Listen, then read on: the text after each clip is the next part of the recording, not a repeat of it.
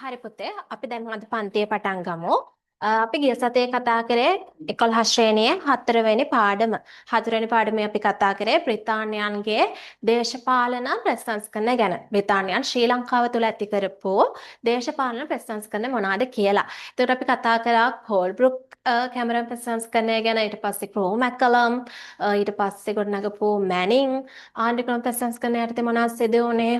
ඊට පස්සේ මැනින් ඩෙවන්ෂර්, ඊට පස්සේ ඩොනමෝ අපිට වැදගත් මාණ්ඩුක්‍රම ප්‍රතිසංස්කරණයක් නේද? අපි කතා කරා නේද? තරුණ ඡන්ද බලය හඳුන්වා දුන්නේ මොන ප්‍රතිසංස්කරණයටද? ඩොනමෝ ප්‍රතිසංස්කරණය යටතේ. ඉන්නේ වගේ විශේෂ ප්‍රතිසංස්කරණ අවසානයේ හඳුන්වා දුන්න සෝල්බෙල් ප්‍රතිසංස්කරණය. ඉතින් එන්න ඒ ටික තමයි පුතේ ඔයාලට ගිය සතියේ ඒ දවස් ටිකේ අපි ආවරණය කරපු පාඩම උනේ. එතකොට පුතේ අද තියෙන්නේ ඔයාලගේ 11 ශ්‍රේණියේ 5 වෙනි පාඩම විදිහට බ්‍රිතාන්‍යයන් යටතේ ශ්‍රී ලංකාවේ සිදුවුණු සමාජ ආර්ථික ඒ කියන්නේ පරිවර්තනයක් පිළිබඳ කතා කරන්න නේද? ඒ කියන්නේ බ්‍රිතාන්‍යයන් ශ්‍රී ලංකාව 1815 දී යටත් විජිතයක් බවට පත් කරගත්තා කියලා දැන් ඔයාලා කවුරුත් දන්නවා නේ? 1815 උඩරට ගිවිසුම අත්සන් කළ නෛතිකව බ්‍රිතාන්‍යයන් අපේ ශ්‍රී ලංකාව මේ දිවයින යටත් කරගත්තා. යටත් විජිතයක් බවට පත් කරගත්තා. ඊට පස්සේ මෙයාලා යටතේ දේශපාලනය කොහොමද හැඩගැස්සුනේ කියලා අපි කතා කරා ප්‍රතිසංස්කරණයේ පාඩම යටතේ. අද අපි කතා කරන්නේ බ්‍රිතාන්‍යයන් යටතේ කොහොමද ශ්‍රී ලංකාවේ ආර්ථිකය ඊට පස්සේ සමාජ සංස්කෘතික කියන අංශයන් හැඩගැස්සුනේ. මේ අංශයන් තුල වෙනස්කම් ඇති වුණේ කොහොමද කියලා තමයි අපි අද දවසේ කතා කරන්නේ. එතකොට පුතේ මම ඔයාලට කියලා ඉන්නම් ඉස්සෙල්ලා කොහොමද මේක සිදු වුනේ, මේක වෙන්න කලින් මොකද තිබ්බ මේ ශ්‍රී ලංකාවේ පසුබිම, ඒව අපි කතා කරලා අපි ඊට පස්සේ නෝට් එක ලියමු. හරි නේද? ගැටලුවක් නෑ නේද? ඔයාලට මාව ඇහෙනවා, බෝඩ් එක හොඳට පේනවා නේද පුතේ? කිසි ප්‍රශ්නයක් නෑ, මට chat එකක් දාන්න. ඔව්. එහෙනම් පුතේ අපි අද කතා කරමු බ්‍රිතාන්‍යයන් යටතේ ශ්‍රී ලංකාවේ සමාජ පරිවර්තනය කොහොමද සිද්ධ වුනේ කියලා. බ්‍රිතාන්‍යයන් යටතේ ශ්‍රී ලංකාවේ සමාජ පරිවර්තනය.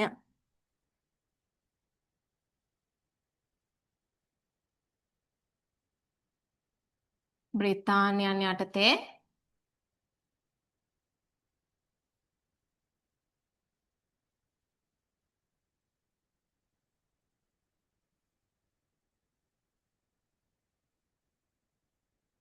ශ්‍රී ලංකාවේ සමාජ පරිවර්තනය.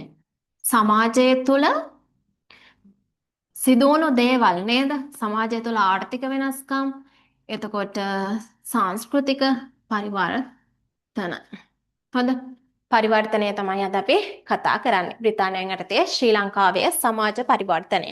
එතකොට අපි පුතේ ඉස්සරිදම්ම දන්නවා අපේ ශ්‍රී ලංකාව තිබ්බ ආර්ථිකය ගැන අපි කතා කරොත් දැන් පෘතුගීසියන් ආවා, ලන්දේසියන් ආවා, මේ යුරෝපා ජාතීන් මුලින්ම ආවේ ලංකාවේ ආර්ථිකය අල්ලගන්න. ඒ වගේම එයාලගේ ආගම ප්‍රචාරය කරන්න. අපි ඒව දැන් දන්නවානේ නේ? එතකොට පුතේ මේ බ්‍රිතාන්‍යයන් ශ්‍රී ලංකාවට ආවේ එයාලගේ අරමුණු ඉෂ්ට කරගන්න කිව්වොත් අපි නිවැරදි. එතකොට එයාලගේ අරමුණු මොනවද කියලා ඔයාලා දන්නවා? මුලින්ම මොවුන් ආර්ථික බලය අල්ලා ගන්නවා. ඊට පස්සේ ශ්‍රී ලංකාවේ දේශපාලනයට පැන්නා. දේශපාලනය අල්ලාගෙන ශ්‍රී ලංකාවේ යටත් විජිතයක් බවට පත් කරගත්තා. ඊට පස්සේ ශ්‍රී ලංකාවේ පුතේ මෙයාලගේ ආර්ථික වෙනස්කම් ඇති වෙන්න කලින්, ඒ කියන්නේ බ්‍රිතාන්‍යයන් යටතේ ප්‍රතිසංස්කරණය ඇති වුණා. මේ ප්‍රතිසංස්කරණය තුළින් ආර්ථිකයන් වෙනස් වෙන්න කලින් ශ්‍රී ලංකාව තුළ තිබ්බා ස්වයං පෝෂිත ආර්ථික ක්‍රමයක්. ඒ කියන්නේ ගම තුලින් මිනිසුන් තමන්ගේ ආහාරයේ අවශ්‍යතා, ඒ කියන්නේ යාලා භෝග වගා කරලා යාලට අවශ්‍ය ආහාර දෛනිකව තමන්ට අවශ්‍යතා තියෙන ආහාර ද්‍රව්‍ය මේ මිනිස්සු ගමෙන්ම වගා කරගත්තා. තමන්ගේම අස්වැන්න වලින් මෙයාලා ආහාර අවශ්‍යතා සපුරා ගත්තා. හරිද? ස්වයං පෝෂිත ආර්ථික ක්‍රමයක් තමයි මේ කුෂ්කාර්මික ආර්ථික ක්‍රමයක් තමයි අපේ ලංකාව තුළ පැරණි කාලේ ඉඳන්ම ගොඩනගාගෙන තිබ්බේ.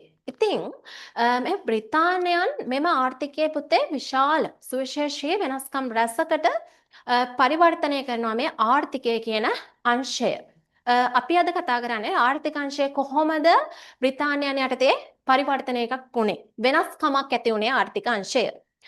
එතකොට පුතේ මම දැන් කිව්වා අපේ කලින් අපේ ආර්ථිකය තුළ මුල්ම කාලේ තිබ්බේ ස්වයංපෝෂිත කෘෂි ආර්ථිකයක් කියලා නේද? ඉතින් මේ ස්වයංපෝෂිත කෘෂි ආර්ථිකය යටතේ ගම මූලික කරගෙන තමයි මිනිසුන් තමන්ගේ අවශ්‍යතාවයන් ඉටු කරගත්තේ. ගමින් ආහාර ලබා ගත්තේ. ඒ වගේ ආර්ථිකයක් තමයි මේ ගම් තුළ තිබ්බේ. එතකොට මිල මුදල් භාවිතා වුණාද? නැහැ.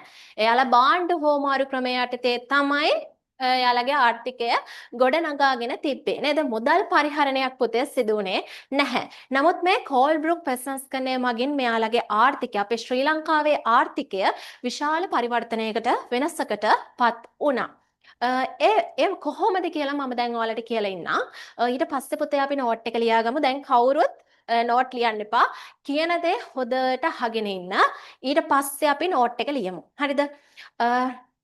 මෙහෙමයි පුතේ අපි ඉස්සෙල්ලාම කතා කරන්න ඕනේ ශ්‍රී ලංකාවේ 1815 වර්ෂයේ වෙන විට මෙරට පැවති සාම්ප්‍රදායික රාජාණ්ඩු පාලනය වෙනස් වෙලා තමයි ආණ්ඩු ක්‍රම පාර්ලිමේන්තුවක් ඔස්සේ ලංකාවේ දේශපාලන කටයුතු ක්‍රියාත්මක වුණේ. ඉතින් පුතේ මේ ආර්ථික වෙනස්කම් ගැන කතා කරද්දී මෙරට පැවති ජන ජීවිතය වෙනස්කම් රැසකට භාජනය වෙනවා. ඔයාලා අපි කවුරුත් දන්න දෙයක් තමයි දැන් ඉස්සර අතීතයේ 1815ට පෙර කාලයේ ඉඳන්ම රටේ රජයට අපේ ශ්‍රී ලංකාවේ රජයට ශ්‍රමය සපයන ප්‍රධානම ආකාර පුතේ දෙකක් තිබ්බා. හරිද? එකක් තමයි අනිවාර්ය සේවා රාජකාරී ක්‍රමය. අනිත් එක විදිහට ගන්න පුළුවන් ඉඩම් අපිට දෙනවා නිලධාරීන්ට රජයේ වැඩ කරන නිලධාරීන්ට ඉඩම් ලබා දෙනවා රජය විසින්. ඊට පස්සේ ඉඩම් වල අපේ ශ්‍රමිකයන් වැඩ කරනවා. එන්න ඒ ඔස්සේද ශ්‍රමිකයන්ට ශ්‍රමය ලබා දුන්නා. මුදල් වලින් නෙවෙයි මේක කරන්නේ. ශ්‍රමය ලබා දීමේ ක්‍රමයක් තමයි පැවතුනේ. එතකොට ඉඩම් රාජකාරී ක්‍රමය සහ අනිවාර්ය සේවා රාජකාරී ශ්‍රමය කියලා ශ්‍රමය ලබා දෙන කොටස් දෙකක් තිබුණා. ඒත් ඔයාලා දන්නවද මේ බ්‍රිතාන්‍යයන් ආවට පස්සේ පුතේ කෝල්බ්රුක් ප්‍රසංස්කරණය යටතේ 1833 ඇති කරපු කෝල්බ්රුක් ප්‍රසංස්කරණය යටතේ බ්‍රිතාන්‍යයන් මේ අනිවාර්ය සේවා රාජකාරී ක්‍රමය කියන්නේ මොකක්ද කියලා කාටද මතක? මට දැන් කියන්න බලන්න මම කලින් පාඩම් වල ඔයාලට ඉගෙනුවා. අනිවාර්ය සේවා රාජකාරී ශ්‍රම ක්‍රමය කියන්නේ මොකක්ද? මතක ළමෙක් මට කියන්න බලන්න. අන්න හරි. chat එකක් දැම්ම හොඳයි. රටේ වැඩිහිටි පිරිමි හරිද? රටේ හිටපු වැඩිහිටි පිරිමි පුද්ගලයන් ඒ කියන්නේ යාලා නියම කරන දවස්වලට ඇවිල්ලා රජය විසින් නියම කරන දවස්වලට ඇවිල්ලා මුදල් නැතුව තමන්ගේ ශ්‍රමය යොදවලා මුදල් ඉල්ලන්නේ නැතුවනේ තමන්ගේ ශ්‍රමය තමයි යොදවන්නේ රජයට නොමිලේ ශ්‍රමය සැපෙව්වා. එන්න ඒක තමයි අනිවාර්ය සේවා රාජකාරී ශ්‍රමය කියලා කියන්නේ. ඉතින් මෙන්න මේ ශ්‍රමයත් රට තුල ඒ කියන්නේ ආදායම් මේ රට තුල පුතේ ඇත්තටම දැන් ඔයාලා කතා කරා කෝල්බ්රුක් ප්‍රසංස්කරණේ ආවේ ඇයි ලංකාවට කියලා අපි කතා කරා. දැන් ඔයාලා කවුරුත් දන්නවනේ ඒකනේ රටේ තිබ්බ ආදායමට වැඩිය වියදම වැඩි. ඉතින් මෙන්න මේක මොකක්ද මේකට හේතුව කියලා හොයන්න තමයි මේ කෝල්බ්රුක් කොමිසම ලංකාවට ආවේ. නේද? ඉතින් මේකට හේතු හොයද්දි මෙයාලා දැනගත්තා අනිවාර්ය සේවා රාජකාරී ශ්‍රමයක් ඕනේ නැහැ අපිට. අපි වැටුප මත පදනම් වෙච්ච රැකියා අවස්ථා තමයි මිනිස්සුන්ට ලබා දෙන්න ඕනේ කියලා. ඉතින් වැටුප මත සේවය කරන ශ්‍රමිකයන් ටිකක් බිහි කරන්න තමයි මේ බ්‍රිතාන්‍යෝ සැරසෙන්න පටන් ගත්තේ. ඉතින් මෙන්න මේ හේතුව නිසා මේ බ්‍රිතාන්‍යයන් කියන මිනිස්සු පුතේ අනිවාර්ය සේවා රාජකාරී ක්‍රමය ලංකාව තුලින් අහෝසි කරා. අපි දැන් පුතේ නෝට් එක ලියාගමු. මුලින්ම ඔයාලා ලියා ගන්න මාතෘකාව අපේ පස්වෙනි පාඩම අද බ්‍රිතාන්‍යයන් යටතේ ශ්‍රී ලංකාවේ සමාජ පරිවර්තනය. බ්‍රිතාන්‍යයන් යටතේ ශ්‍රී ලංකාවේ සමාජ පරිවර්තනය කියලා නෝට් එක ලියා ගන්න දැන්. පිළිවෙලට නෝට් එක ලියන්න ඕනේ. හරි. එහෙනම් අපි දැන් ලියමු. 1815 වර්ෂය වන විට ලියා ගන්න. 1815 වර්ෂය වන විට 1815 වර්ෂය වන විට මෙරට පැවති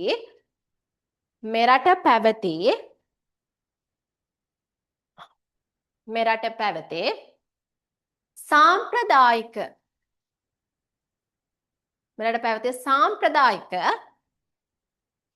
රාජාණ්ඩු ක්‍රමය බ්‍රිතාන්‍ය පාලන කාලයේදී 1815 වර්ෂය වන විට මෙරට පැවති සාම්ප්‍රදායික රාජාණ්ඩු ක්‍රමය බ්‍රිතාන්‍ය පාලන සමයේදී පාර්ලිමේන්තු ආණ්ඩු ක්‍රමයක් දක්වා ආණ්ඩු ක්‍රමයක් දක්වා පරිවර්තනය විය.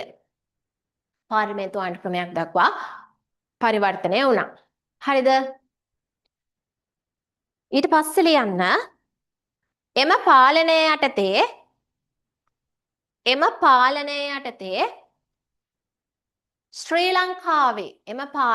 යටතේ ශ්‍රී ලංකාවේ ආර්ථික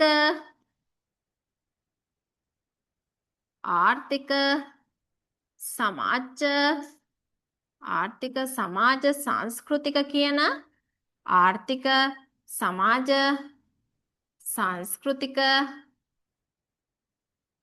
අංශයන්හි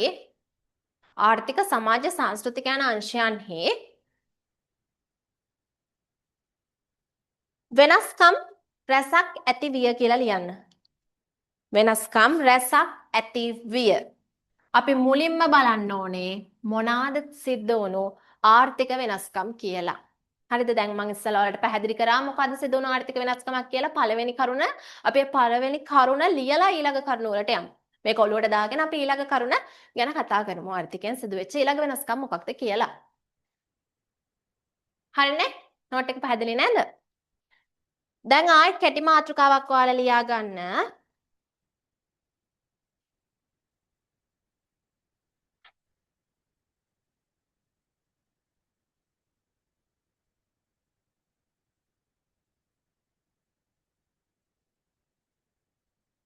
හරි පුතේ, කෙටි මාතෘකාව දාගන්න. ආර්ථික වෙනස්කම්. මෙන්න මේක තමයි පළවෙනිට කතා කරන්න පොයින්ට් එක. ආර්ථික වෙනස්කම්. ආර්ථික වෙනස්කම් මොනවාද?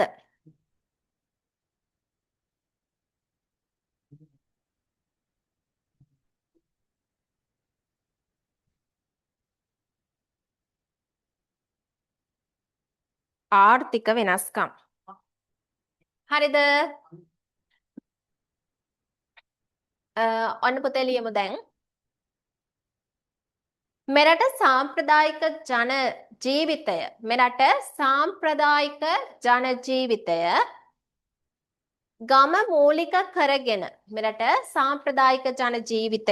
ගම මූලික කරගෙන බිහිවිය.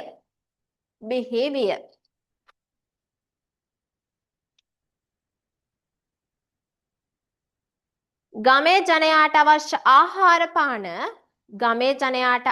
ආහාර පාන ගම තුලම නිෂ්පාදනය කරගත් නිසා. ගමේ ජනයාට අවශ්‍ය ආහාර පාන ගම තුලම නිෂ්පාදනය කරගත් නිසා ඒ ග්‍රාමීය ස්වයංපෝෂිත ආර්ථික ක්‍රමයක් ලෙස හැඳින්විනි. ගමේ මිනිසුන්ට අවශ්‍ය ආහාර ගම තුලම නිෂ්පාදනය කරගත්ත නිසා ඒක ග්‍රාමීය ස්වයංපෝෂිත ආර්ථික ක්‍රමයක් කියලා තමයි පුතේ හැදෙන්න ඕනේ.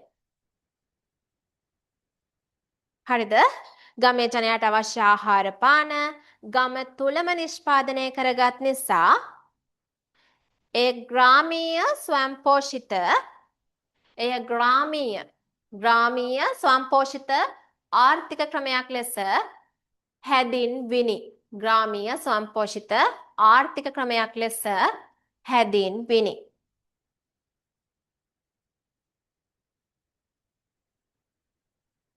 ගැටුවක් නෑ නේද? නෝට් එක ලියන් යනවානේ. හැදින්විනි. ගීත් මේ දැන්ද පුතේ ක්ලාස් එකට සම්බන්ධ උනේ?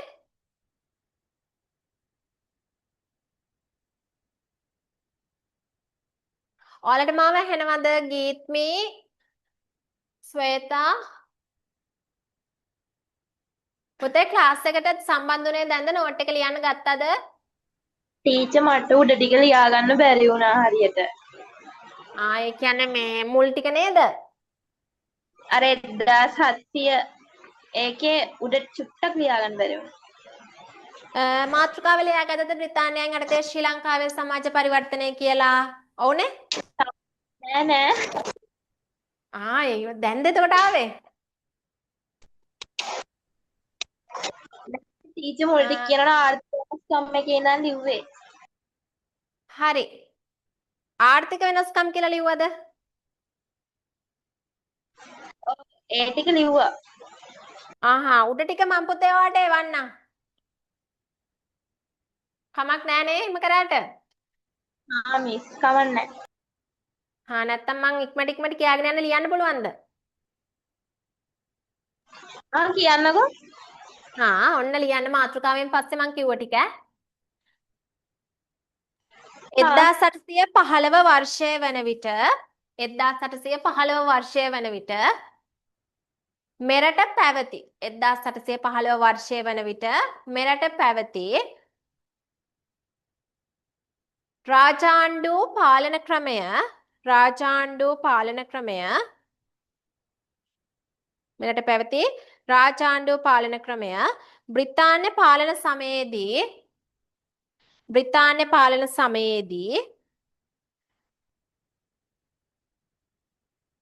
පාර්ලිමේන්තු ආණ්ඩු ක්‍රමයක් බවට පත්විය. පාර්ලිමේන්තු ආණ්ඩු ක්‍රමයක් බවට පත්විය. හරිද?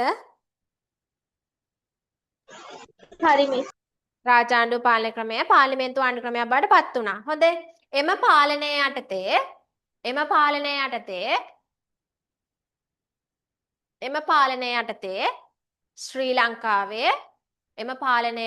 ශ්‍රී ලංකාවේ ඒ ටික ලිව්වා මිස්. ඒ ටික හරිද? එහෙනම් ඉතින් කමක් නැහැ. මට ආවහම ආවා කියලාවත් කියන්න මං දැක්කේ නෑ ඇත්තටම පස්සේ තමයි මං බැලුවේ. chat එකක් දාන්න අනිත් දවසේ. හරි. දැන් මම මොකද්ද ඔයාලට කියව හිටියේ? ග්‍රාමීය සම්ප්‍රචිත ආර්ථික ක්‍රමයක් ලෙස නේද? එන්නේ එතනින් නේද පුතේ නෝට් ටික ඉවර කරේ? ඔව් මිස්. ග්‍රාමීය සම්ප්‍රචිත ආර්ථික ක්‍රමයක් ලෙස හැඳින්වෙන්නේ කියලා නේද? ඔව්. ඊට පස්සේ ඊළඟ රුඩෙන් ලියන්න. මම මේ ටික පැහැදිලි කරන වෙලාවෙත් එතකොට හිටියේ නැද්ද? නැතුව ඇතිනේ. නැහැ. කමක් නෑ රෙකෝඩින් එක බලන්න මුල් ටික. ඔන්න ලියන්න ඊළඟ රූලෙන් 1815ට පෙර රජයට අවශ්‍ය 1815ට පෙර රජයට අවශ්‍ය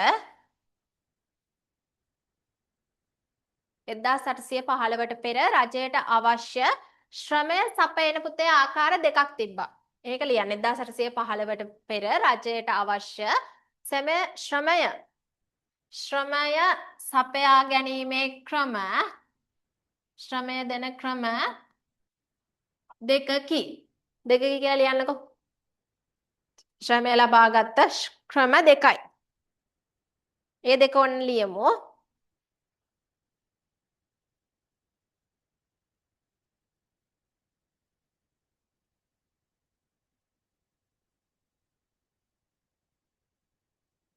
පළවෙනි එක තමයි මම මෙවා ඔයා එන්න කලින් පුතේ ඔයාලා එන්න කලින් කලින් පැහැදිලි කරා මම ඒකයි නෝට් එක දෙන්න පටන් ගත්තේ.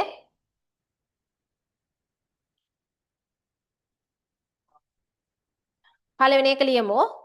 අතීතයේ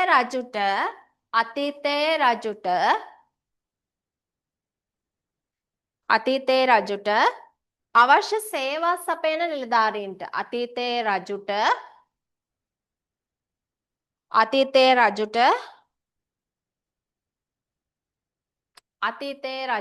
සේවා සපයන නිලධාරීන්ට ඉඩම් ප්‍රදානය කරන ලදී. අතීතයේ රජුට සේවා සපයන නිලධාරීන්ට ඉඩම් ප්‍රදානය කරන ලදී.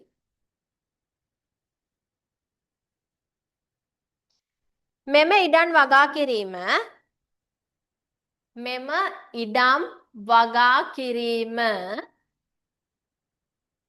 මෙම ඉඩම් වගා කිරීම සාමාන්‍ය ජනයා තමයි නිලධාරීන්ගේ ඉඩම් වල වගා කරේ. ශ්‍රමය සැපෙව්වේ. ඒක ගැන තමයි මේ කියන්නේ. හොඳේ. සාමාන්‍ය ජනයාට ලබා දී මෙම ඉඩම් වගා කිරීම සාමාන්‍ය ජනයාට ලබා දී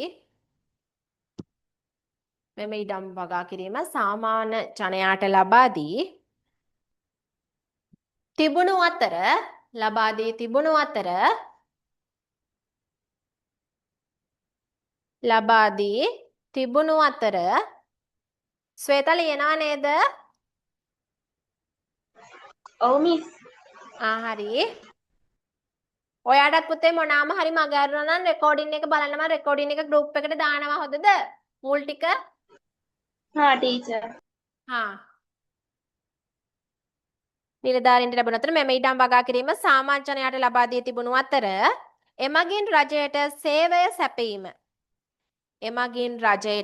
සේවය සැපයීම සාමාන්‍ය ජනයාට තමයි වගා කරන්න දුන්නේ. එමගින් රජයට සේවය සැපයීම හඳුන්වන්නේ මෙන්න මේක පුතේ පාට පෑනකින් ලියා ගන්න. ඉඩම් භුක්ති රාජකාරිය නමිනි. මම ඒක ආයෙ පැහැදිලි කරන්නම් ඔයාලා ඉස්සලා හිටියේ නැති හින්දා. ඉඩම් භුක්ති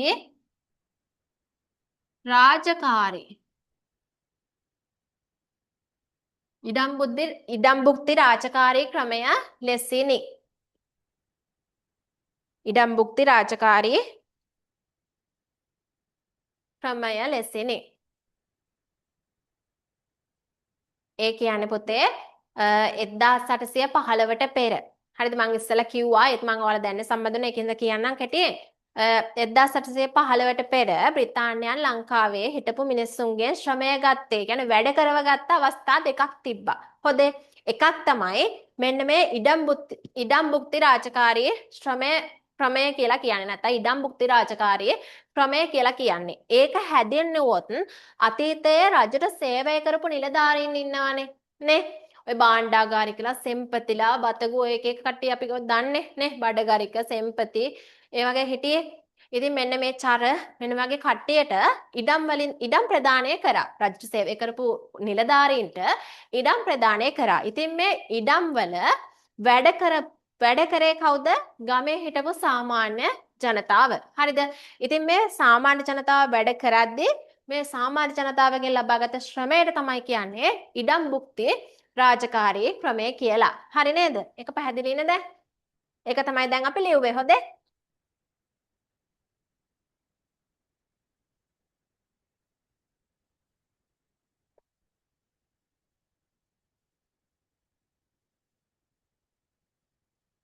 හරි. ඊට පස්සේ පුතේ ඒක මොකක්ද? ඊට පස්සේ එක තමයි අනිවාර්ය සේවා රාජකාරී ක්‍රමය කියලා කියන්නේ. ඔයාලා ඒක නම් දන්නවනේ නේ. දැන් දෙවනි ශ්‍රමය ලැබෙන ක්‍රමය ලියමු. දෙවනි එක ඔන්න ලියා ගන්න. ශ්‍රමය ලැබෙන ක්‍රම දෙකයි. එකක් ලිව්වා. දැන් දෙවනි එක. රටේ වැඩිහිටි පිරිමි සියලු දෙනාම රටේ වැඩිහිටි පිරිමි සියලු දෙනාම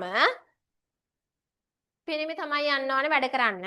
ගැහණු කාන්තාවන් නැහැ. මුලින් කියන්නේ මේ කාලේ රටේ වැඩිහිටි පිරිමි සියලු දෙනාම වසරකට નિયમિත දින ගණනක් වසරකට රජය විසින් නම් කරනවා මෙන්න මේ දවස් එන්න කියලා ගමේ මිනිස්සුන්ට වසරකට નિયમિત දින ගණනක් රජයට ශ්‍රමය සැපයිය යුතුය. අනිවාර්යයෙන්ම ශ්‍රමය සපයන්න ඕනේ. ඒකයි යුතුය කියලා කියන්නේ. රටේ හිටපු වැඩිහිටි පිරිමේ වසරකට નિયમિત කරන දිනවලට රජයට ගිහින් ශ්‍රමය සැපයිය යුතුය. එය දැන් මේකත් පාට පෑනකින් ලියන්න. එය අනිවාර්ය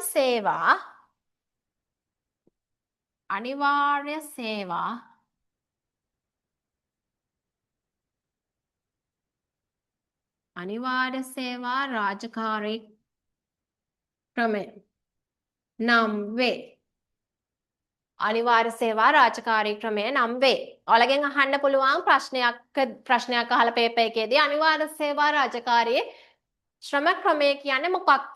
එතකොට ඔයාලා ලියන්න ඕනේ රටේ හිටපු වැඩිහිටි පිරිමි රජය විසින් අනුමත කරපු දිනයන් වලට ගිහිල්ලා ශ්‍රමය නොමිලේ දෙන්න ඕනේ. අපිට මුදල් දෙන්න වැඩ කරනවා කියලා. හොදේ නොමිලේ තමයි අපි සේවය දෙන්නේ. ඉතින් එන්නේ ඒ දුන්න සේවයට, ඒ දුන්න ශ්‍රමයට කියන්නේ අනිවාර්ය සේවා රාජකාරී ශ්‍රම ක්‍රමය කියලා.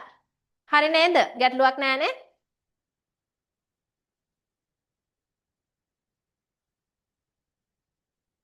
හරි. මං හිතනවා දැන් ලියා ගන්න ඇති කියලා. ඊට පස්සේ පුතේ අපිට තියෙන්නේ විශේෂ දෙයක්. ඒ කියන්නේ මේ බ්‍රිතාන්‍යයන් යටතේ ශ්‍රී ලංකාවේ වෙච්ච ආර්ථික ප්‍රසංස්කරණ මොනවද කියලා කතා කරන්න තියෙන්නේ. මේ පසුබිම කතා කරේ ඊට කලින් කොහොමද තිබ්බේ ආර්ථිකය කියලා. දැන් අපි ලියා ගමු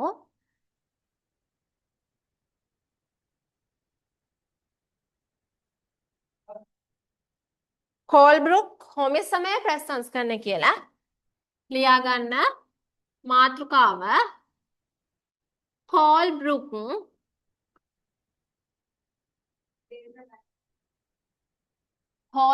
කොමිසමේ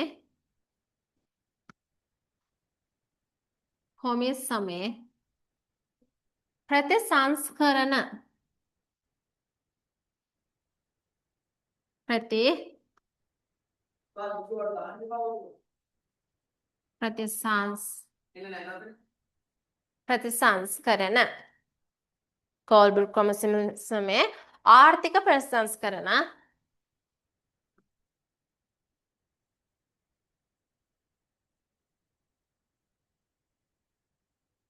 හරිනේ ආර්ථික ප්‍රතිසංස්කරණ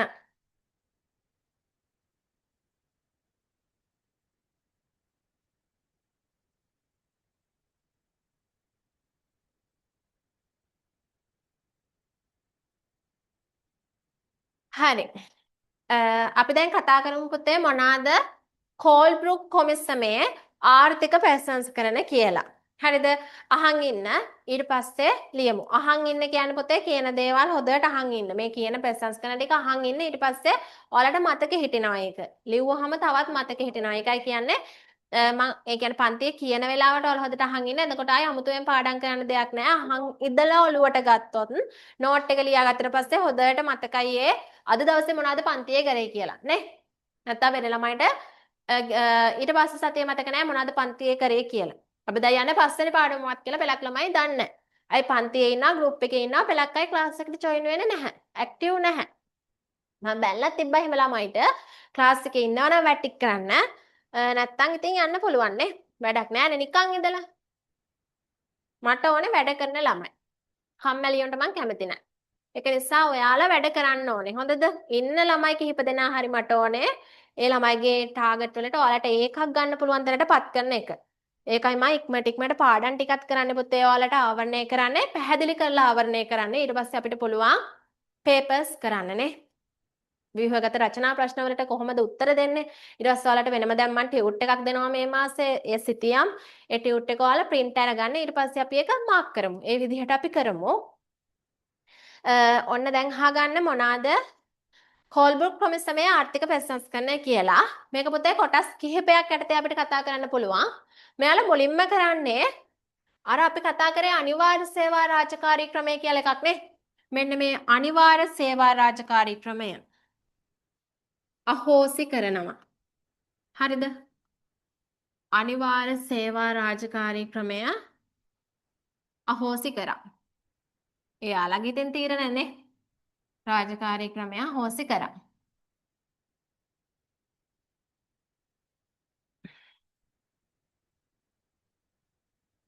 මේ මිනිස්සුන්ට ඕන උනේ ශ්‍රමය විතරක් නෙවෙයි පුතේ. මේ මිනිස්සුන්ට ඕනේ මුදල්.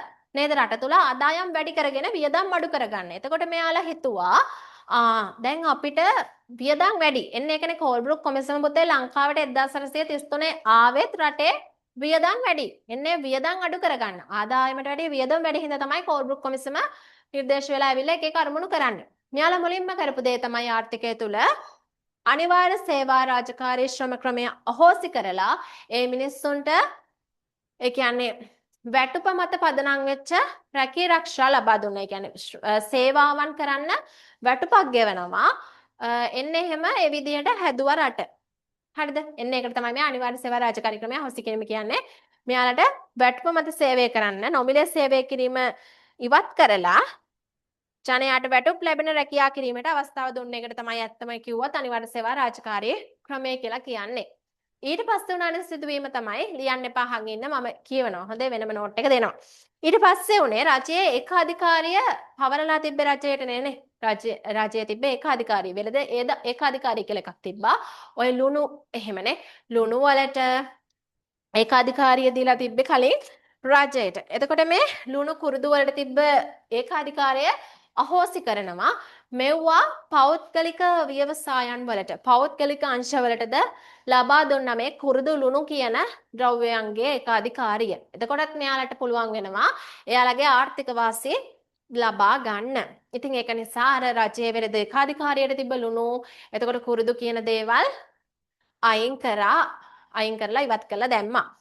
ඊට පස්සේ බදු සංශෝධනය කරා. ඔයාලා දන්නවනේ දැන් ඒ කාලේ දන්නේ ආපු පෘතුගීසීන්, ආපු ලන්දේසීන්, ආපු ඉංග්‍රීසීන් මේ පාලනයේ ඉන්න ඉංග්‍රීසීන් මේ කාලේනේ 1815 කාලේ හිටපු ඉංග්‍රීසීන්ලා විවිධ බදු ඇති කරානේ. ඉතින් පුතේ මෙන්න මේ කාලෙදිත් බදු වල සංශෝධන ඇති වුණා. ඒ කියන්නේ නව බදු ඇති වුණා. ඔය මාළු බද්ද, ඉඩම් බද්ද, ඔන්න ඔය වගේ බදු වල සංශෝධන ඇති වුණා. ඊට පස්සේ මෙයාලා මුදලින් බදු අය කිරීම ආරම්භ කරා. මෙන්න මේ වගේ වෙනස්කම් ආර්ථිකය තුල සිදු වුණා. එතකොට රැකියා අවශ්‍යතාවය ගැන රැකියා අවස්ථා මිනිස්සුන්ට ලබා දීම සිදු කරා. ඒ වගේම මේ කෝල්බ්‍රුක් කොමිසම මගින් මෙයාලට අරමුණක් තිබ්බා ශ්‍රී ලංකාව තුළ බැංකු ක්‍රමයක් නේ ඉතිරි කිරීමේ බැංකු ක්‍රමයක් ආරම්භත් කරා මේ කාලෙදී මේ කෝල්බ්‍රුක් කොමිසමේ නිර්දේශ මත.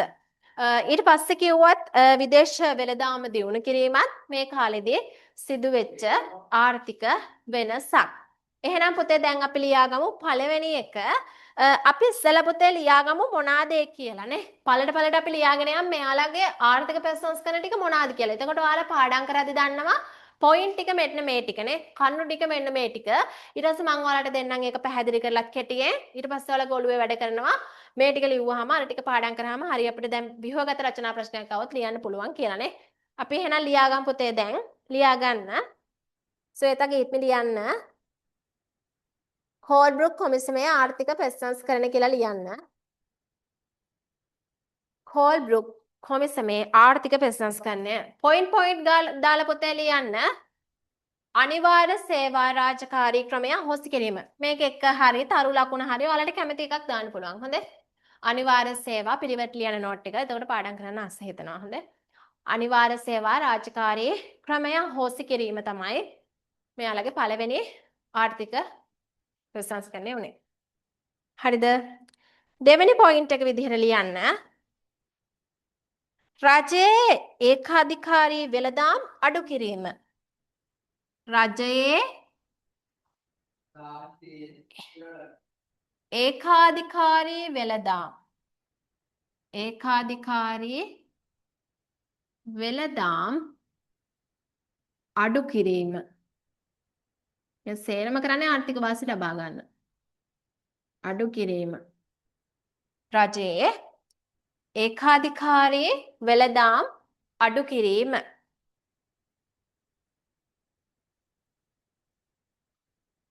මාර්ග හා ප්‍රවාහන පහසුකම් සංවර්ධනය. පොයින්ට් දාලා ලියාගමු. ඊට පස්සේ වැදගත් දේවල් ටික විස්තර කරලා ලියාගමු. මාර්ග හා ප්‍රවාහන පහසුකම් ඇති කිරීම. ආර්ථික කරන්න අවශ්‍යම දේනේ නේද ඒක? වෙළඳාම් කරන්න එහෙම. පහසුකම් ඇති කිරීම.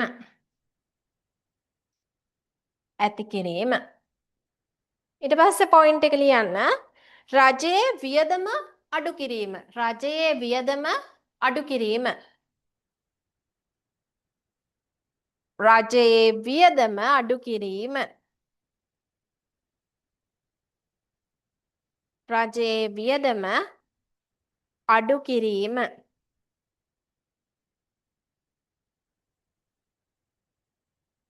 රජයේ වියදම අඩු කිරීම.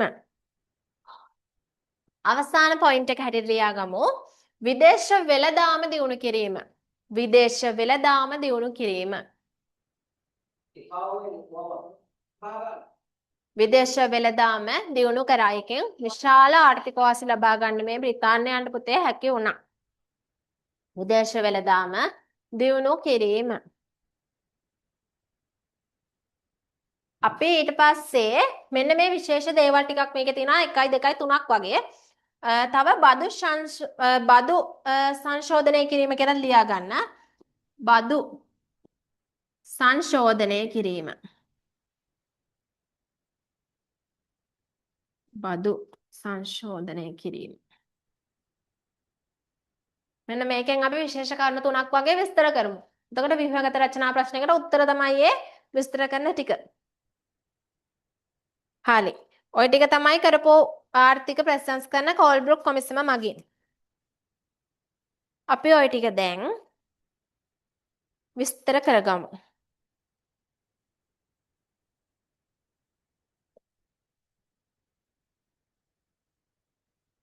පළවෙනි එක හැටියට පුතේ ඔයාලා ලියන්න කෙටි මාතෘකාවක් දාලා රාජකාරී ක්‍රමය හොසි කිරීම. රාජකාරී ක්‍රමය හොසි කිරීම. මෙන්න මේ ටික ලියුවහම ඇති. රාජකාරී ක්‍රමය හොසි කිරීම කියලා වෙනම පොඩි මාතෘකාවක් දාගන්න අපි ඒක හඳුන්වමු. රාජකාරී ක්‍රමය හොසි කිරීම. පුතේ වේගෙ වැඩි නෑ නේද? ලියනවනේ නේ? නෑ ප්‍රශ්නයක් නෑ නේද ගීත් මිස් ඔය නෑනේ? නෑ මිස්. හරි ලියන්න. රාජකාරී ක්‍රමය හොසි කිරීම. රාජකාරී ක්‍රමය හොසි කිරීම. ඒක කොහොමද කරේ? ඒකෙන් පස්සේ මොනවද උනේ කියලා තමයි මේ ලියන්න හදන්නේ. 1000 ලියමු. 1833 දී කෝල්බ්රුක් කොමිසම මගින් 1833 දී කෝල්බ්රුක් කොමිසම මගින්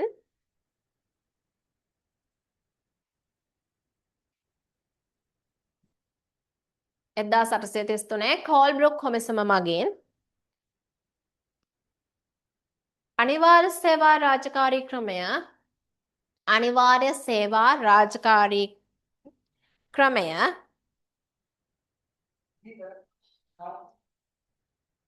1833 දී කෝල්බ්රුක් කොමිසම මගින් අනිවාර්ය සේවා රාජකාරී ක්‍රමය හෙවත්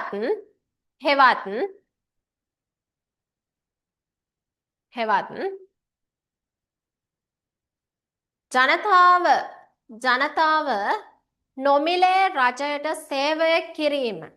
ජනතාව නොමිලේ රජයට සේවය කිරීම අහෝසි කරන ලදී. ජනතාව නොමිලේ රජයට සේවය කිරීම අහෝසි කරන ලදී. අහෝසි කරන ලදී.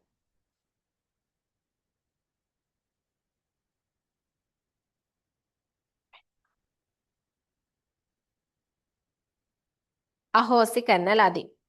එමගින් ජනයාට වැටුප් ලබන රැකියා කිරීමට එමගින් ජනයාට වැටුප් ලබන රැකියා කිරීමට එමගින් ජනයාට වැටුප් ලබන රැකියා කිරීමට අවස්ථාව ලැබුණි. එමගින් ජනයාට වැටුප් ලබන රැකියා කිරීමට අවස්ථාව ලැබුණි. නැත්තම් උදා වුණි. ලැබුණි කියලා ලියන්නකො. ලැබුණි. ශ්‍රමය යනු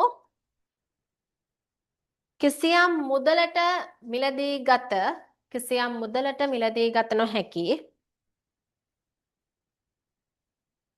ශ්‍රමය යනු කිසියම් මුදලකට මිලදී ගත හැකි දෙයක් බවට පත් වූයෙන් ශ්‍රමය යනු කිසියම් මුදලකට මිලදී ගත හැකි දෙයක් බවට පත් වූයෙන් වැටුපට සේවය කරන ශ්‍රමිකයන් බිහිවීමට වැටුපට සේවය කරන ශ්‍රමිකයන් බිහිවීමට ශ්‍රමය යනු කිසියම් මුදලකට මිලදී ගත හැකි දෙයක් බවට පත් වූයෙන් වැටුපට සේවය කරන ශ්‍රමිකයන් බිහිවීමට අවශ්‍ය පසුබිමක් නිර්මාණය විය.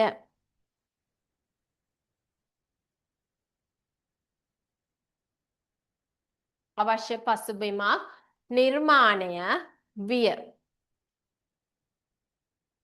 අවශ්‍ය පසුබිමක් නිර්මාණය විය. ඊට පස්සේ අපි වැදගත් ඊළඟ පොයින්ට් එක ලියා ගමු. ඒක තමයි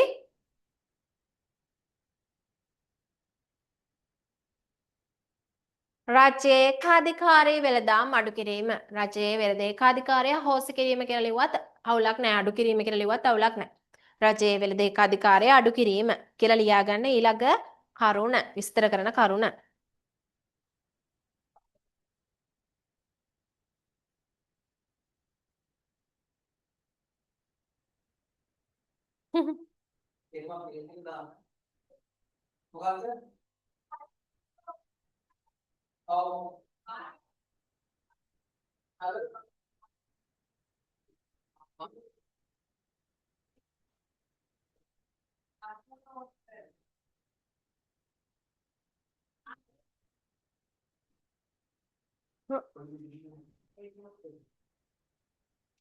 ඔයා කරා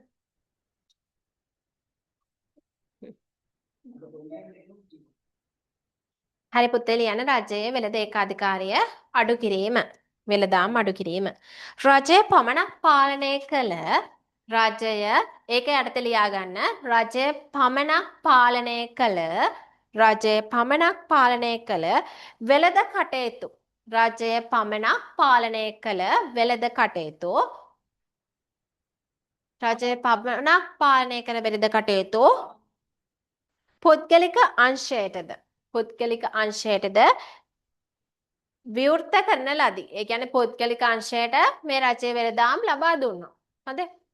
රජය පමණක් පාලනය කළ වෙළඳ අයිතිය පුද්ගලික අංශයටද ලබා දුනි. ලබා දුනි. මේ නිසා ව්‍යාපාරික කටයුතු මේ නිසා ව්‍යාපාරික කටයුතු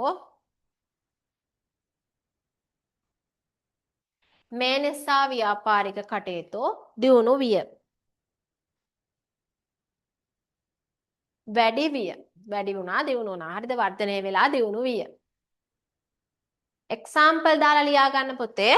මෙන්න මේ රජයේ ඒකාධිකාරී වෙළඳාම් අඩු කරායේ මොනවාද කියලා උදාහරණ විදිහට ලුණු සහ කුරුදු. ලුණුයි කුරුදුයි තමයි වෙළඳ ඒකාධිකාරිය අඩු කරේ ඈ. ඒක පුද්ගලික ආයතන වලට ලබා දුන්නා අයිතිය. කුරුදුයි ලුණුයි කියලා ලියාගන්නේ වෙළඳ කුළුබඩු ද්‍රව්‍යයන්.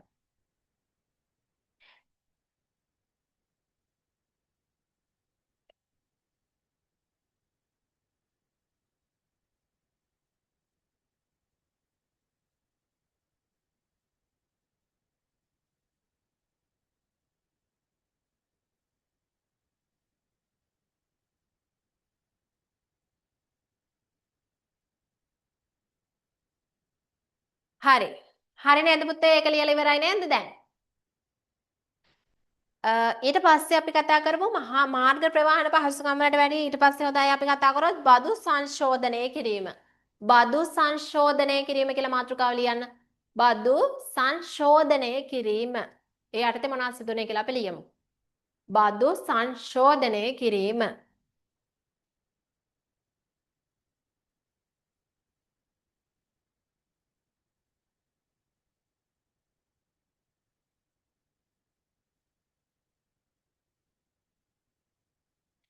බදු සංශෝධනය කිරීම. හරිද? හරි. මේකෙදි පුතේ වෙන්නේ රජයේ වියදම් නේද? රජය කියන්නේ වියදම් අඩු කරගන්න ආදායම් වැඩි කරගන්න එපා. ඉතින් මෙයාලා රජයේ ආදායම වැඩි කරගන්න බදු වර්ග නව බදු වර්ග ගොඩක් හඳුන්වා දුන්නා. මේ කාලෙදිත් අර පෘතුගීසි කාලේ වගේ ලන්දේසි කාලේ වගේ බ්‍රිතාන්‍යනොත් එයාලගේ ආදායම් වැඩි කරගන්න බදු වර්ග ගොඩක් ලංකාව තුළ ක්‍රියාත්මක කළා. හරිද? ඒ බදු වර්ග විදිහට අපිට පෙන්වා දෙන්න පුළුවන් මාළු බද්ද, ඊට පස්සේ මත්පැන් බද්ද, ඉඩම් බදු මෙන්න මේ වගේ බදු වර්ග රසක් ඇති කරා ශ්‍රී ලංකාව තුළ. හරිද? එයාලට ආදායම් වැඩි කරගන්න. එතකොට පුතේ මේ බදු වර්ගවල ඉඩම් බද්ද තුලින් සමාන මුදලක්. හරිද? ඉඩම් බදු සියල්ලංගෙම සමාන මුදලක් මෙයාලා අය කරගත්තා එයාලගේ රජයට. හරිද? ඒ කියන්නේ මුදලෙන් තමයි අපිට බදු ගෙවන්න සිද්ධ උනේ. මුදල් වලින් තමයි අපිට බදු ගෙවන්න සිද්ධ උනේ. මේ කාලේදී ඇත්තටම ජනයාට ගොඩක් පීඩාකාරී කාලයක් වෙන්න ඇති. අර කලින් අර ඇති උනේ මේ ටොරින්ටන් සාමිගේ කාලේදී මතකද? දෙවන නිදහස් අඩන හැම ඒත් ඇති උනේ ඇයි? එක එක බදුනේ ඇග බද්ද බලු බද්ද හැම දෙයක්ම ඇති කරපු නිසානේ. ඉතින් මෙන්න මේ කාලෙත් එහෙමම තමයි බදු වර්ග සංශෝධනය වුණා, බෙස් සංස්කරණය යටතේ ඇති වුණා. මුදලින් බදු ගෙවන්න සිදු වුණා මිනිස්සුන්ට. ඒ වගේ දේවල් තමයි මේ කාලෙදී සිදු වෙන්නේ. දැන් ලියා ගමු. බදු සංශෝධනය කිරීම යටතේ මම මේ කියන නෝට් එක ලියා ගන්න පල්ලට. නැත්නම් ඡේදයක් විදියට වාක්‍යයක් විදියට ලියා ගන්න. රජයේ ආදායම් වැඩි කර ගැනීමට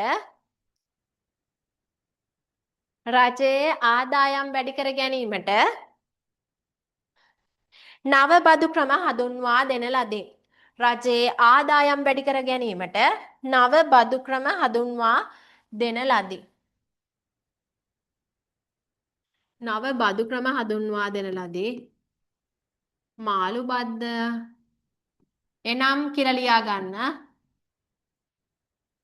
මාළු බද්ද, මත්පැන් බද්ද, ඉඩම් බද්ද තමාදදා ලියන්න. ආදිය පෙන්වා දිය හැකිය.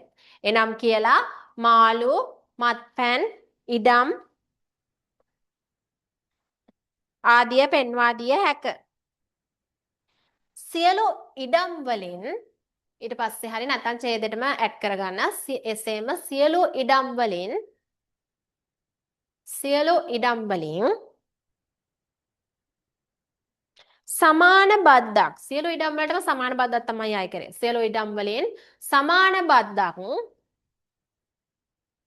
මුදල් වලින් සියලු ඉඩම් වලින් සමාන බද්දක් මුදල් වලින් අය කරන ලදී.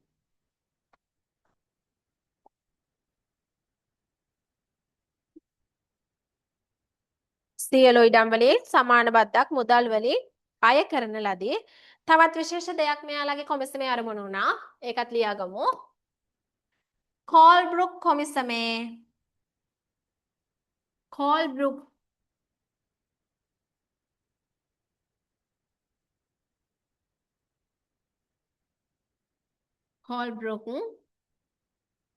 කොමිසමේ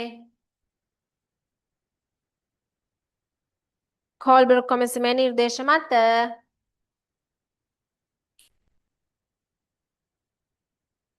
යෝජනාවක් මෙයාලගේ. හොල්බර්ග් කොමිසමේ නිර්දේශ මත දිවයින ඉතිරි කිරීමේ බැංකුවක් කෝල්බර්ග් කොමිසමේ නිර්දේශ මත දිවයිනේ ඉතිරි කිරීමේ බැංකුවක්. මෙන්න මේවා ලියන්න ආර්ථිකය ගැන ලියද්දී ඔය කියපු ටික. ඉතිරි කිරීමේ බැංකුවක්. ඉතිරි කිරීමේ බැංකුවක් පිහිටුවීමට යෝජනා විය. ඉතිරි කිරීමේ බැංකුවක් පිහිටුවීමට යෝජනා විය. ඒ මුදල් වලින් දැන් මේ හැමදේම දැන් ඉස්සර දැන් ගමේ අපි ඉස්සර කතා කරපු ගමේ අතීතයේ කෘෂිකාර්මික සම්පෝෂිත ආර්ථිකමයක්නේ පැවතුනේ නේ. ඒ කාලෙදී මුදල් තිබ්බේ නැහැ. භාණ්ඩ හෝමාරු කරගෙන තමයි මෙයාලා ආර්ථික කටයුතු කරගෙන ගියේ. නමුත් දැන් මේ බ්‍රිතාන්‍ය කාලෙදී මුදල් එහා මෙහානේ ගියනේ. ආර්ථිකය සිදුනේ මුදල් වලින් බදු අය කරේ මිනිස්සුන්ගේ මුදල් වලින් නේ. ඉතින් මෙන්න මේ කටයුතු කරන්න අනිවාර්යෙන්ම බැංකුවක් අවශ්‍යයි. එන්න ඒක නිසා තමයි මෙයාලා නිර්දේශ කරන්නේ ඉතිරි කිරීමේ බැංකුවක් පිහිටවමු කියලා. හරිනේ ලියාගත්ත නේද? හරි.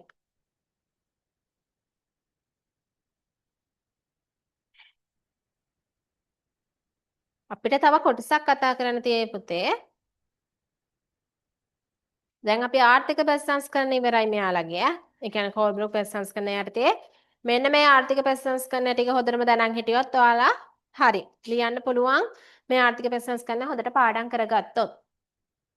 ප්‍රශ්නයක් අහනවා කෝල්බ්රුක් කොමිසම යටතේ ආර්ථික වෙනස්කම් මොනවාද? ඔන්න ඔය ටික ලිව්වාම හරි.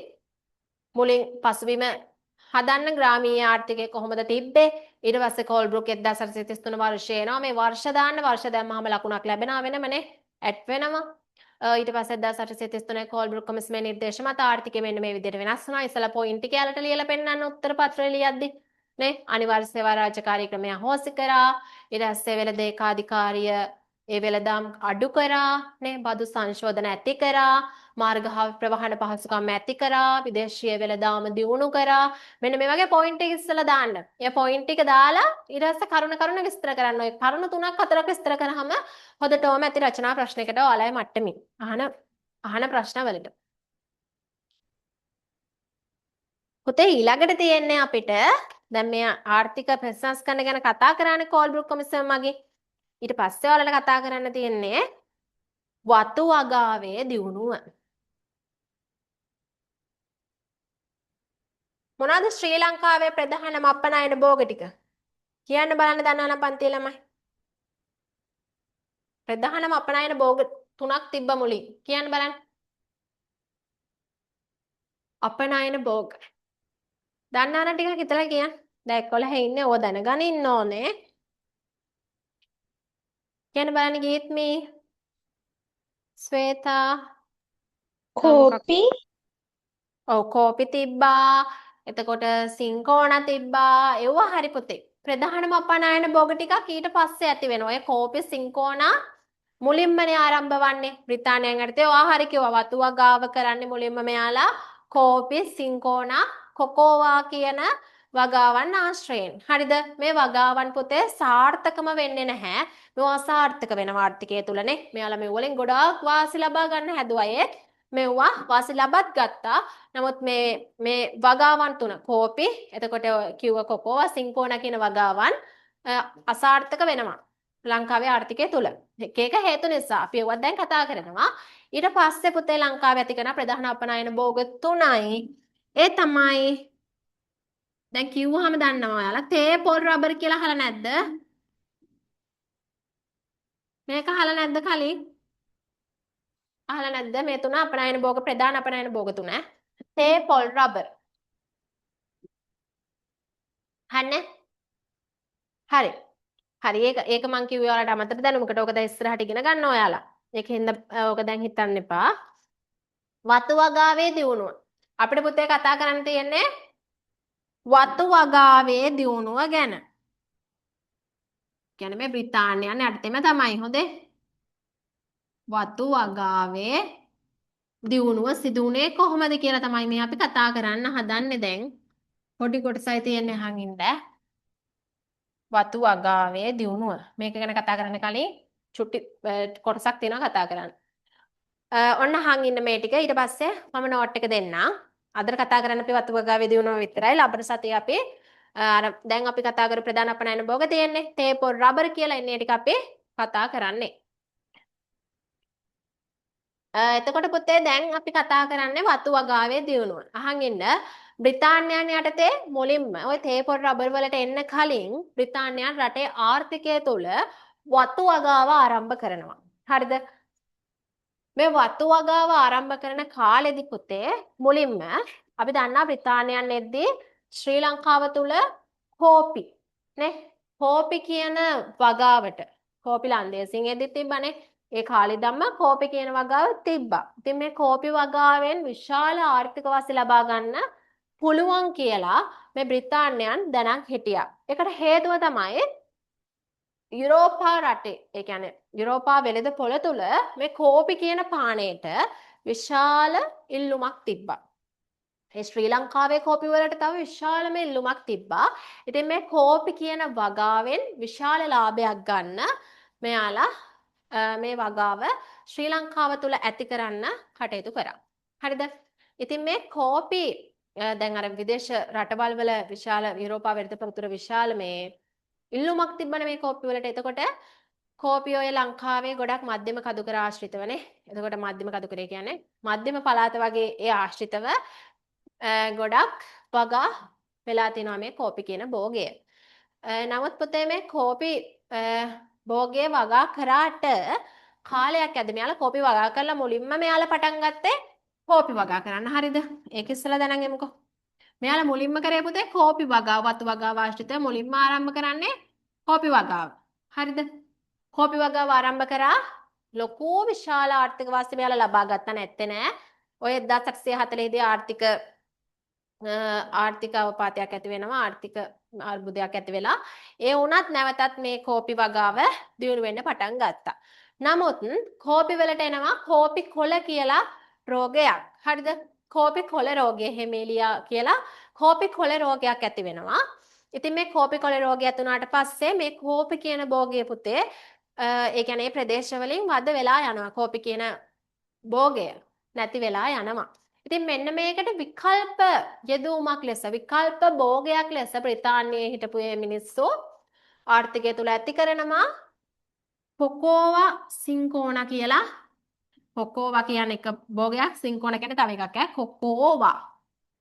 කොකෝවා හොයා ගන්නවා. නෑ කොකෝවා හොයා ගන්න කලින් සින්කෝනා ඉන්නේ නේ. ඔව්. කෝපි ඊට පස්සේ සින්කෝනා කියන මේකට විකල්ප මාර්ගයක් ලෙස තමයි මේක දැන් නැති වුණානේ. නැති වුණා කියන්නේ මේකෙන් ගොඩක්ම වාසි හොයාගන්න බැරි වුණා. අර කෝපි කොළ රෝගය හැදුන හින්දා. ඊට පස්සේ මේ සින්කෝනා කියන භෝගෙට යනවා. නමුත් සින්කෝනා කියන භෝගය මොකක්ද කිව්වොත් පුතේ මේක ඖෂධ පැලෑටියක්. හරිද? ඔය ක්විනින් කියලා ඖෂධයක් නිෂ්පාදනය කරන්න මෙන්න මේ බෙහෙත් පැලෑටිය අවශ්‍ය වුණා. ඉන්න ඒක විතරයි මේකෙන් තිබ්බ ප්‍රයෝජනය. සින්කෝනාවල ප්‍රයෝජනය ඔන්න ඔච්චරයි. හරිද? ඒ වගේම උස් කදුකරවල විතරයි මේ සින්කෝනා මං හිතන්නේ වගා උනේ. ඉතින් එන්නේ ඒක නිසා අර කෝපි තරම්ම විශාල ලාභයක් ලබා ගන්න බ්‍රිතාන්‍යයන්ට හැකියාව ලැබුණේ නැහැ. ඒක නිසා මේකටත් විකල්ප භෝගයක් ලෙස නේ ආර්ථිකය තවත් යාල වාසි ලබා ගන්න කෝපිරේට් විකල්පයක සින්කෝනා එකට විකල්පයක් ලෙස ඊට පස්සේ එනවා කොකෝවා. කොකෝවා නම් දන්නවනේ නේද ඔයාලා? කොකෝවා ආවට පස්සේ මේ කොකෝවත් වල පුතේ ලොකු විශාලම මේ වාසි ලබා ගන්න හැකියාවක් ලැබෙන්නේ නැහැ. ඒකට හේතුව තමයි මේ කොකෝවා කියන භෝගය හැදෙන්න පුතේ සෙවන සහිත ප්‍රදේශයක් වෙන්න ඕනේ. කියන්නේ සෙවන සහිත තැන්වල විතරයි ස්ථානවල විතරයි මේ කොකෝවා වගාව සාර්ථකව සිදු වුනේ. හරිද? එතකොට දැන් ඔයාලා හිතන්න සෙවන නැති තැන්වල සෙවනක් හදන්නනේ. සෙවන ඉතිරියදී මොනවා හරි ගහලා ඒ කියන්නේ වගාවන් කරලා මොනවා හරි කරලා නේ සෙවන හදාගන්න වෙනම පිරිවැයක් යොදවන්න සිද්ධ වෙනවා බ්‍රිතාන්‍යයන්ට. ඒකත් වියදම් වැඩි කරන වැඩක් නෙනේ. තව දේවල් වගා කරලා කොකෝවත් වගා කරලා කොකෝවට සෙවනක් සපයන්න ඕනේ. එතකොට මේක වියදම් වැඩි කියලා මෙයාලට දැනෙනවා. ඒ වගේම ප්‍රධාන තව හේතුවක් තිබ්බා මේ කොකෝවා පුතේ සරුවටම වැවුනේ. සාර්ථකව වගා කරන්න හැකියාව තිබ්බේ මාතලේ දිස්ත්‍රික්කයේ මාතලේ ප්‍රදේශය ආශ්‍රිතව විතරයි. ඉතින් මෙන්න මේ හේතු නිසා කෝපි සින්කෝනා කොකෝවා මෙන්න මේ වගේ මේ භෝග තුන පුතේ මුල්ම කාලෙදී ආර්ථිකය තුල ඇති වුණා. නමුත් මේ ආර්ථික මේ භෝග හොයාගත්තන මේ වල සාර්ථක ප්‍රතිඵල ලබා ගන්න බ්‍රිතාන්‍යයට හැකියාව ලැබුණේ නැහැ. මේකෙන් පස්සේ තමයි අර අපි කතා කරපුව ශ්‍රී ලංකාවේ ප්‍රධානම අපනයන භෝග තුන වෙච්ච තේ පොල් රබර් කියන භෝග තුන වගා කරන්න එළඹෙන්නේ ලංකාව තුල බ්‍රිතාන්‍යයන්. දැන් ලියාගමු ඔන්න ඔය කොටස් ටික අපි.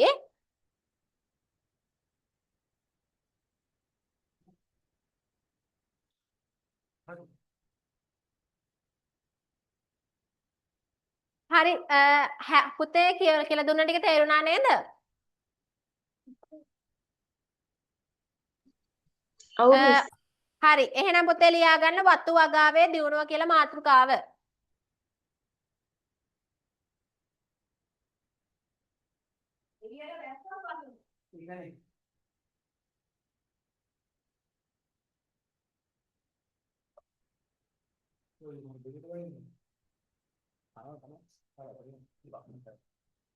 වතු වගාවේ දියුණුව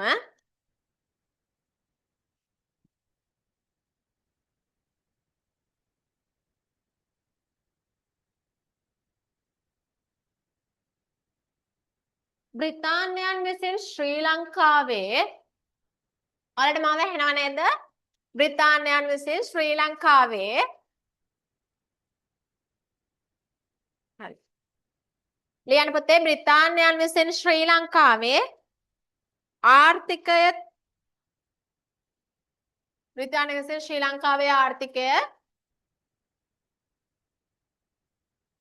වාණිජ්‍ය කෘෂිකර්මාන්තයක් බවට බ්‍රිතාන්‍ය විසින් ශ්‍රී ලංකාවේ ආර්ථිකය වාණිජ කෘෂිකර්මාන්තයක් බවට පත් කළේය. පත් කරන ලදී. පත් කරන ලදී. අපි මේ කතා කරපු ටික තමයි දැන් මම නෝට් එක දෙන්නේ. පත් කරන ලදී. පළවෙනි එක ලියා ගන්න. කෝපි වගාව. පළවෙනි මාතෘකාව කෝපි වගාව. කෝපි වගාව. කෝපි වගාව. කෝපි වගාව. අපි ඉස්සෙල්ලා දැනන් ඉන්න ඕනේ පුතේ කෝපි වගාව ඇයි දියුණු උනේ කියලා නේද? ඇත්තටම කෝපි වගාව ගොඩක් සාර්ථක වුණා. ඒකට හේතු මොනවාද? ඔයාලා කෝපි වගාව කියලා දාලා දියුණු වීමට බලපෑ හේතු කියලා චූටි මාතෘකාවක් දාගන්න. දියුණු වීමට බලපෑ හේතු. කෝපි වගාව කියලා දැම්මා. ඊට පස්සේ දියුණු වීමට බලපෑ හේතු.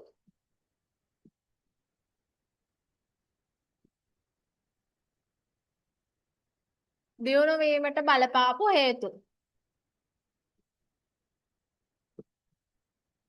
පළට පුතේ තරු ලකුණු දාලා පොයින්ට් දාලා ලියා ගන්න. එතකොට පාඩම් කරන්නත් ලේසි. ඔන්න දියුණු වීමට බලපාපු හේතු ටික මම කියනවා ඔයාලා පළට ලියන්න. කෝපි වලට යුරෝපා වෙළඳ පොලේ. කෝපි වලට යුරෝපා වෙළඳ පොලේ පළට ලියන්න කෝපි දියුණු වීමට බලපාන හේතුව එහෙම කියලා ලියන්න. කෝපි වලට යුරෝපා වෙළඳ පොලේ විශාල ඉල්ලුමක් තිබුණි. හිමි විය කියලා ලියාගන්න. කෝපි වලට යුරෝපා වෙළඳ පොලේ විශාල ඉල්ලුමක් හිමි විය. හිමි විය. ඒක තමයි මේ කෝපි කියන භෝගය ගොඩක් දියුණු උනේ පොලේ. හරිද? ඊට පස්සේ තරු ලකුණු දාගන්න. 1833න් පසුව ක්‍රිස්තු වර්ෂ 1833න් පසුව ඒ කියන්නේ මේ කෝල්බ්‍රොක් කොමිසමෙන් පසුව නේද මේ කාලෙදි 1833 කියන්නේ කෝල්බ්‍රොක් කොමිසම ඇති වුණ කාලෙනේ 1833න් පසුව බ්‍රිතාන්‍යයන්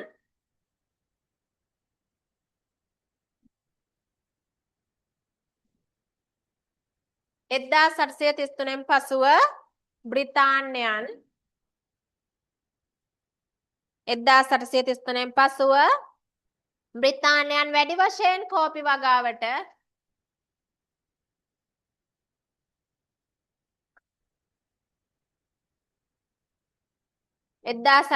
න් පසු බ්‍රිතාන්‍යයන් වැඩි වශයෙන් කෝපි වගාවට නැඹුරු වීම. අන්න ඒකත් කෝපි වගාව දියුණු වෙන්න හේතුවක් වුණා. විදේශිකයන් වැඩි වශයෙන් කෝපි වගාවට නැඹුරු වීම. එහෙම ලිව්වත් හරියි. තුන්වෙනි එක කෝපි වගාවෙන් විශාල ලාභ ලබා ගැනීමට හැකියවීම. කෝපි භෝගයෙන් කෝපි වගාවෙන් විශාල ලාභ ලබා ගැනීමට හැකියවීම. මෙන්න මේ කරුණු ටික පුතේ කෝපි වගාව. කෝපි කියන භෝගය දියුණු වීමට බලපාපු හේතුවක්. හේතුවක්.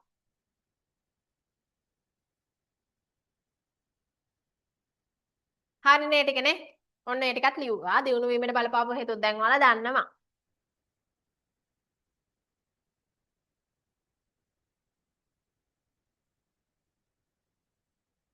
ඊට පස්සේ ඔයාලා දාගන්න කෝපි වගාව ව්‍යාප්ත වූ ප්‍රදේශ. අපි පුතේ ඡේද ලියලිය කියන්නේ පොතේ පිටු පෙරලනවට වැඩිය හොඳයි ඔයාලා. පිටු ලියනවටත් වැඩිය හොඳයි. අපි මෙන්න මේ වගේ දේවල් තරු ලකුණු දදා ලියමු. මේ වල වැදගත් කරුණු ඡේද හැඩයට ලියමු. මං කියන්නේ පාඩම් කරන්න වලට ලේසි. ඔයාලා ඡේද කියවන්න හරි කම්මැලිනේ. ඒකට පොයින්ට් හැඩයට ලියාගමු. කෝපි ව්‍යාප්ත වූ ප්‍රදේශ කියලා ලියාගන්න. ඊට පස්සේ එක කෝපි ව්‍යාප්ත වූ ප්‍රදේශ. ව්‍යාප්ත වූ ප්‍රදේශ. ව්‍යාප්තිය කෝපි වෙලා ව්‍යාප්ත වූ ප්‍රදේශ. ඒකත් පළට තර ලකුණු දාලා ලියන්න ප්‍රදේශ ටික. එතකොට මතකෙ හිටිනවා වුණා. හරිද?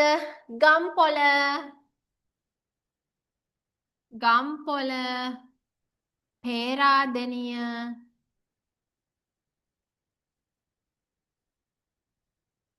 ගම්පොළ පේරාදෙනිය පළපද ලියාගෙන යන්න. දුම්බර මිටියාවත ගම්පොළ පේරාදෙනිය දුම්බර මිටියාවත පැත්තේ දුම්බර මිටියාවත. තව බදුල්ල ගම්පොළ පේරාදෙනිය දුම්බර මිටියාවත බදුල්ල. මෙන්න මේ වගේ ප්‍රදේශවල පුතේ කෝපි තාම සාරවත්ව වැවුණා. මධ්‍යම පළාතේ බොහෝ ප්‍රදේශවල. හොඳේ. මේකට මැට් කරත් කමක් නැහැ බදුල්ල. ඊට පස්සේ ලියන්න මධ්‍යම පළාතේ බොහෝ ප්‍රදේශවල. මධ්‍යම පළාතේ බොහෝ ප්‍රදේශවල.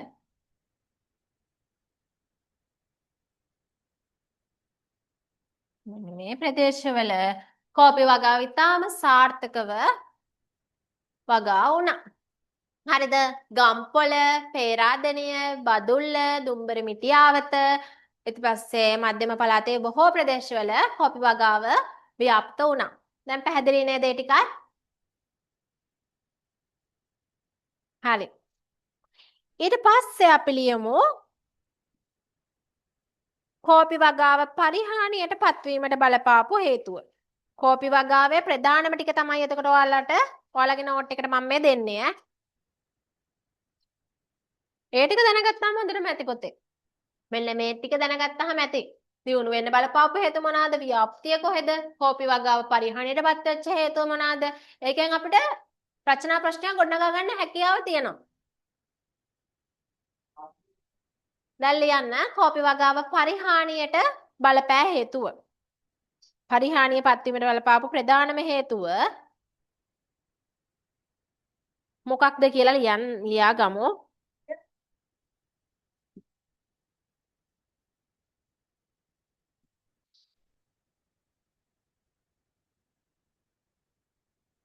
එක්දාස් 869 සිට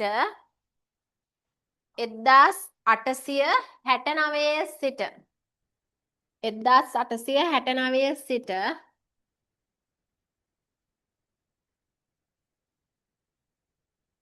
මේක ලියාගන්න මේ MCQ වලට එහෙම එනවා කෝපි කොළ රෝගය. කෝපි කොළ රෝගය ඒකත් ලියන්නන්නේ. හෙමීලියා වෙස්ටර්ට්‍රික්ස් කෝපි කොළ රෝගය ව්‍යාප්ත විය කියලා ලියාගන්නකො 1869 දී කෝපි කොළ රෝගය ව්‍යාප්ත විය. මේකට කියනවා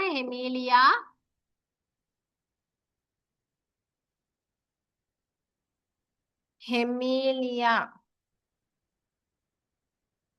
වෙස්ටර්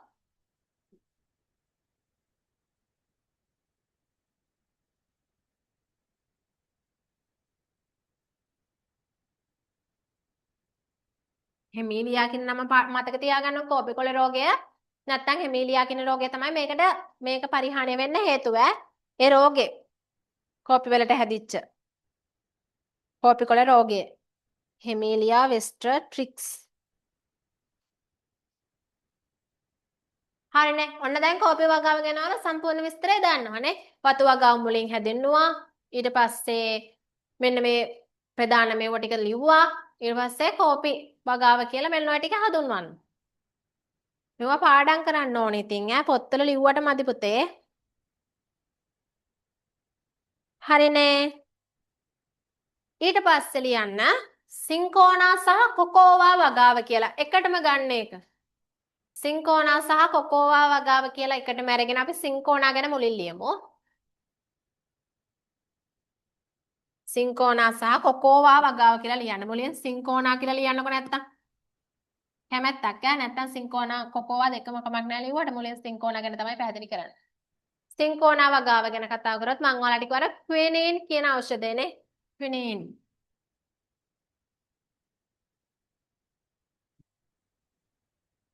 මේක බෙහෙත් පැලෑටියක්. ක්විනින් කියන ඖෂධය නිපදවන්න තමයි මේ බෙහෙත් පැලය යොදා ගත්තේ. දැන් ලියමු සින්කෝනා ගැන. සිංකෝනා වගාවේ ප්‍රයෝජන. සිංකෝනා වගාවේ ප්‍රයෝජන කියලා දාගන්න. නැත්තම් එහෙම දාන්න ඕනේ නැහැ. නිකම්ම ලියාගමුකෝ. සිංකෝනා වගාවේ ප්‍රයෝජනය වන්නේ මෙය. සිංකෝනා වගාවේ ප්‍රයෝජනය වන්නේ මෙය. සිංකෝනා වගාවේ ප්‍රයෝජනය වන්නේ මෙය. ක්විනින් නැමැති ක්විනින් නැමි ඖෂධය ලියලා තියන්නේ. සිංකෝනා වගාවේ ප්‍රයෝජනය වන්නේ මෙය. ක්විනින් නැමැති ඖෂධය නිපදවීමට යොදාගත් බෙහෙත් පැලෑටියක් කි ප්‍රයෝජනය වන්නේ මෙය. ක්විනින් නැමැති ඖෂධය නිපදවීමට යොදාගත් බෙහෙත් පැලයක් නිසා වෙනි.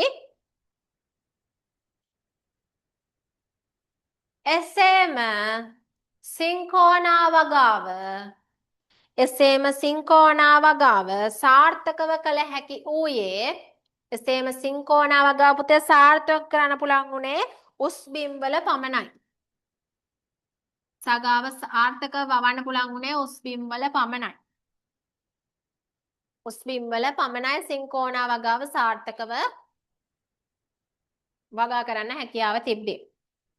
පමණි.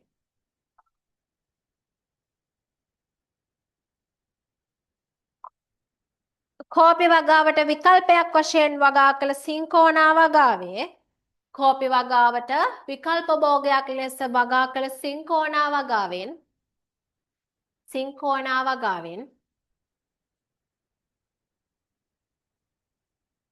බ්‍රිතාන්‍යයන්ට සිංකෝනා වගාවෙන් බ්‍රිතාන්‍යයන්ට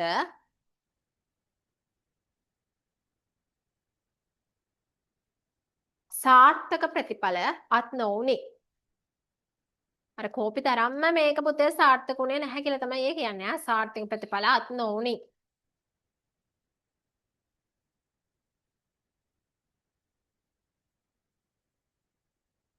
හරි නේද? සිංකෝනත් හරිනේ. දැන් දන්නවනේ සිංකෝනා කියන්නේ මොනවද කියලා නේ? බෙහෙත් පැලෑටියකට. ඊට පස්සේ කොකෝවා ගැන ලියමු. කොකෝවා වගාව සාර්ථකව වගා කිරීමට ලියන්න. කොකෝවා වගාව සාර්ථකව වගා කිරීමට කොකෝවා වගාව සාර්ථකව වගා කිරීමට සෙවන අවශ්‍ය වූ නිසා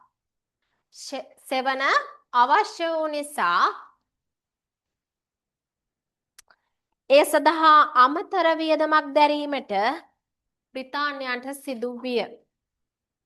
කොකෝවා වගාව සාර්ථකව වගා කිරීමට සෙවන අවශ්‍ය වූ නිසා ඒ සඳහා අමතර වියදමක් දැරීමට බ්‍රිතාන්‍යයන්ට සිදු විය.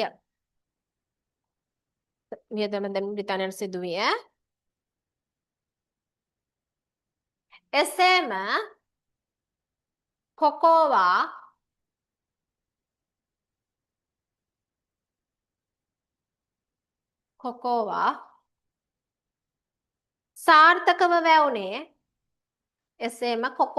සාර්ථකව වැවුනේ. කොකෝවා පුතේ සාර්ථකව වැවුනේ මාතලේ ප්‍රදේශයේ විතරයි. කොකෝවා සාර්ථකව වැවුනේ මාතලේ ප්‍රදේශයේ පමණි. සාර්ථකව වැවුනේ හොඳේ. මේ නිසා කොකෝවා වගාවද සාර්ථක නොවුනි. ඔන්න ඔය ටික තමයි අපිට අද දවසේ කතා කරන්න තිබ්බේ. හරිද? සාර්ථක නොවුනි. පුතේ නෝට් එක ලියාගත්තද?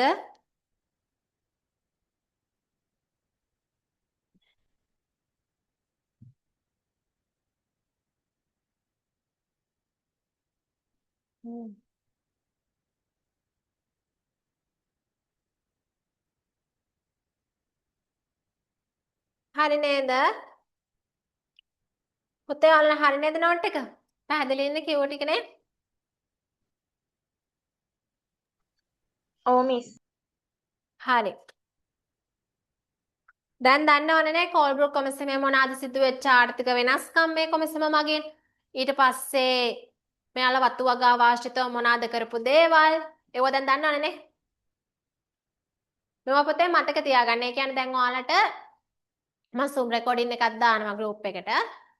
නැත්තම් ඔව් group එකට දානවා. ඊට පස්සේ අහපව මුල ඉඳන් වෙලාවක් තිබ්බොත් ආය අර මුලින් අර මගන්න දැන් අර ටිකක් පරක් වෙලා සම්බන්ධ වුණා නම් ඒ ටික අහපව බලලා නෝට් එක සම්පූර්ණ කරගන්න. අද දවසේ කියන දුන්නේ ඒවා වල ප්‍රශ්නයක් නෑ නේද?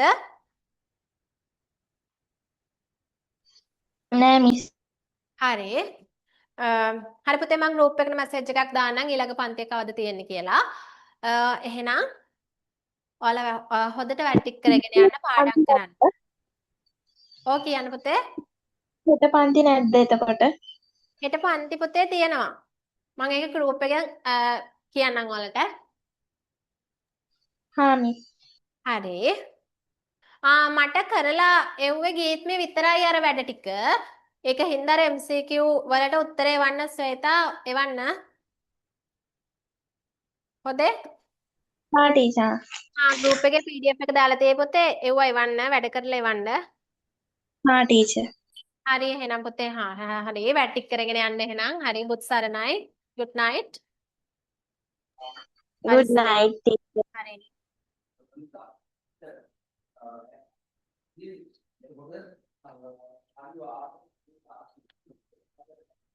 එන්න කියන්න පුතේ.